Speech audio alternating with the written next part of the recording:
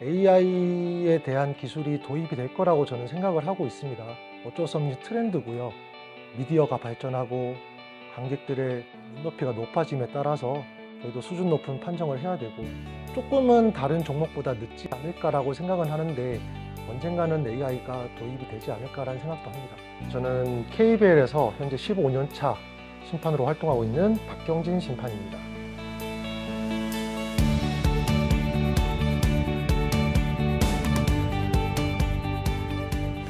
학사장교로 인간을 해서 육군 대위로 전역을 했고 장교로 복무하기 이전에 심판 생활을 먼저 시작을 했었습니다. 대학교 때부터 심판 생활을 시작했는데 심판을 시작하게 된 계기가 학창 시절에 다른 또래들보다 일단 키가 좀 컸고요.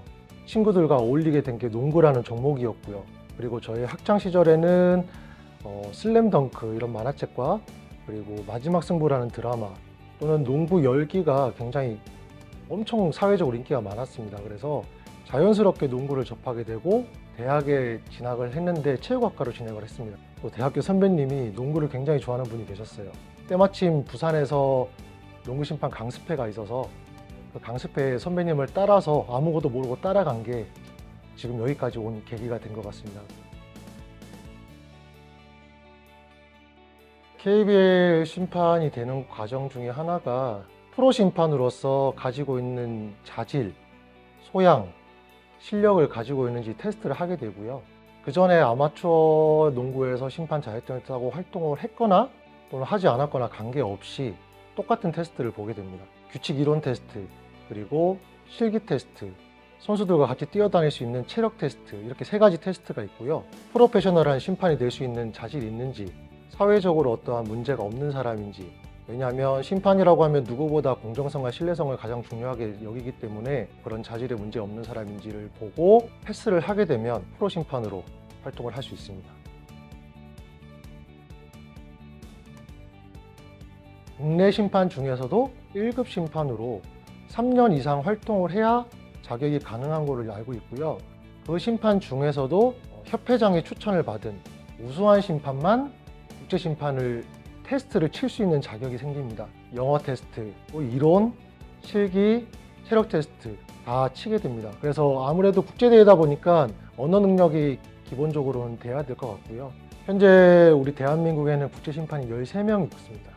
그리고 하고 싶다고 다 할 수 있는 건 아니고 피바라는 세계 농구 연맹에서 각 국마다 국제심판의 인원수를 제한을 둡니다. 현재 농구 세계 랭킹, 국제심판이 세계대회에 참여하는 빈도 횟수 총체적으로 합해서 그런 인원수를 정해줍니다. 그러면 거기에 맞게끔 인원을 선발을 해서 국제심판으로 활동을 하게 되고요. 그렇게 선발이 된다고 해서 모든 국제대회를 다 나갈 수 있는 건 아닙니다. 최근에는 피바, 아시아 또는 세계연맹에서 경기에 투입될 배정될 심판을 직접 지명해서 공문이 옵니다. 그래서 그 심판만 그 경기를 갈 수 있기 때문에 국제심판이 되고 나서도 그 치열한 경쟁에서 국제대회에 나갈 수 있도록 더 노력하고 준비해서 자기를 발전을 시켜야 됩니다. 어디 유학을 가거나 어학연수를 다녀온 적은 없습니다. 다만 국제심판이라는 목표가 있었기 때문에 학원도 다녀봤고요. 1대1로 대화하는 연습도 많이 했었습니다. 최근에는 유튜브나 인스타 같은 매체에서도 굉장히 많은 정보들이 많더라고요. 그렇게 나름대로 혼자 공부를 했고요. 농구에 관한 영어를 의사소통을 하기 위해서는 그렇게 많은 단어가 필요하지는 않습니다. 주로 쓰여지는 단어들이 있기 때문에 그 단어들 위주로 공부를 했었습니다. 그래서 지금은 농구에 관한 대화를 할 때는 외국에 나와서도 크게 불편함이 없고요. 이렇게 나가서 얘기를 하다 보면 또 배우는 것들이 생깁니다. 그렇게 저도 모르게 점차적으로 일상생활 속에서 배우고 있는 게 아닌가라는 생각이 듭니다. 네, 매년 심판 인원수는 조금씩 다른데요. 프로농구 심판은 현재 한 경기에 3명의 심판이 투입이 되고요. 이번 2023-24 시즌의 경우에는 남자가 18명, 여자가 1명 이렇게 해서 총 19명의 심판이 활동을 하고 있습니다. 매번 주심, 1부심, 2부심이 달라지고요. 경기의 배정은 공정성을 기하기 위해서 경기 하루 전날 배정을 받고 있습니다. 그래서 저희가 경기 스케줄은 시즌 스케줄은 나와 있지만 저희가 어느 경기에 배정이 될지는 저희도 모릅니다. 배정이 없는 심판들은 체력 훈련 또는 웨이트 트레이닝 할 때도 있고 또 당직 개념으로 분석적으로 운영을 하고 있는데요. 경기를 모니터링하면서 필요한 교육 자료들을 또 추출을 해내게 됩니다. 경기가 없는 날이 오히려 더 바쁠 수가 있습니다. 평소에 이 체육관에 수천 명의 사람들이 몰린 곳에서 일을 많이 하다 보니까 취미생활은 조금 조용한 것이 좋더라고요. 그래서 혼자서 즐길 수 있는 낚시, 스쿠버 다이빙 이런 것들을 제가 취미로 활동을 하고 있고요. 시즌 중에는 명절도 없고 연휴도 없습니다. 저희에게는. 그래서 가족들과 여행을 간다든지 또는 친지를 방문을 한다든지 그런 경우도 많습니다. 또 개인적으로 타 종목 스포츠 관람을 하기도 합니다. 그래서 주로 야구를 많이 관람을 하는데요. 직업상 심판을 안 볼 수가 없더라고요.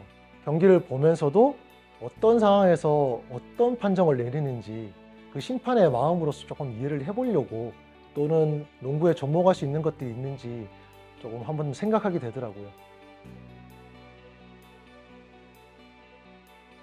키 크고 등치 좋은 선수들 그리고 높은 점프를 가지고 있는 선수들 10명이 좁은 실내 코트 안에서 움직이다 보니까 굉장히 피지컬한 운동이고 몸에 대한 컨택도 굉장히 많이 일어납니다. 그렇기 때문에 심판들은 그것을 정확하게 파울로 판정을 해야 될 필요가 있고요. 저희에게도 많은 트레이닝이 필요한 상황입니다. 저희는 오픈 앵글이라고 얘기하는데요.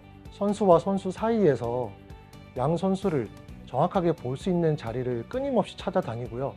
선수들이 움직이면 그 움직이는 상황에 따라서 저희 나름대로 시뮬레이션을 하고 먼저 그 자리에 가 있어야 선수들을 판정을 할 수 있다고 생각을 하기 때문에 그런 거고요. 그렇기 위해서 저희는 기본적으로 체력 훈련은 필수고요.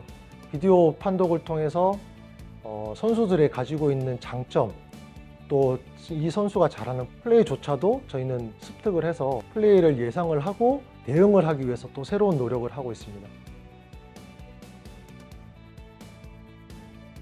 AI와 사람과의 어떻게 보면 전쟁이라고도 표현을 할 수 있을 것 같아요. 얼마 전에 기사를 보니까 프로 야구 같은 경우는 내년 시즌에 스트라이크 볼 판정을 AI가 한다고 들었습니다. 그래서 그런 심판들이 할 수 있지만 조금은 부족한 사각지대를 커버하기 위해서 그런 AI들이 도입이 되고 있는데요. 농구로 따지면 어떻게 보면 비디오 판독도 그 중에 하나겠죠. 그리고 미디어가 발전하고 관객들의 눈높이가 높아짐에 따라서 저희도 수준 높은 판정을 해야 되고 심판은 3명이지만 현장에서 카메라는 10대 이상이 돌아가고 있거든요. 많은 각도에서 많은 정보를 관중들은 받고 있는데 심판들만 모르는 경우도 있어요. 그래서 심판 셋이서 그런 카메라 이상으로 좋은 각도를 가지고 판정을 하기 위해서 굉장히 많은 노력을 하고 있고요. 앞으로 이런 AI에 대한 기술이 도입이 될 거라고 저는 생각을 하고 있습니다. 어쩔 수 없는 트렌드고요. 그렇지만 아마 농구 같은 경우는 타 종목에 비해서 선수들 간의 컨택의 강도에만 따라서 파울을 판정할 수 없는 경우가 많기 때문에 조금은 다른 종목보다 늦지 않을까라고 생각은 하는데 언젠가는 AI가 도입이 되지 않을까라는 생각도 합니다. 신뢰성과 공정성을 위해서 본인의 사생활도 통제를 해야 되고요. 그리고 사람과의 대인관계도 굉장히 조심해야 됩니다.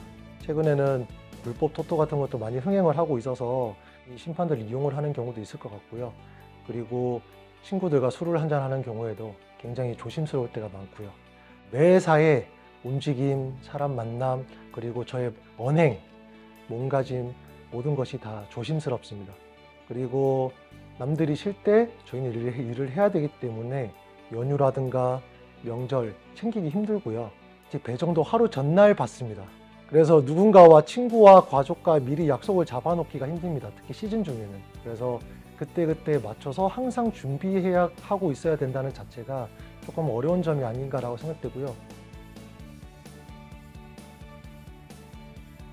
친구들하고 얘기하다 보면은 먹고 살기 위해 일한다라는 얘기를 많이 듣습니다. 근데 저희 심판들은 최소한 먹고 살기 위해 일을 하는 사람들은 아니거든요. 하고 싶은 일을, 좋아하는 일을 하는 사람들입니다. 그런 면에서 저희는 어떻게 보면 선택받은 행복한 사람들이 아닐까. 힘들지만 제가 좋아하는 일을 할 수 있다는 자체가 그 점이 개인적으로 좋다고 생각합니다.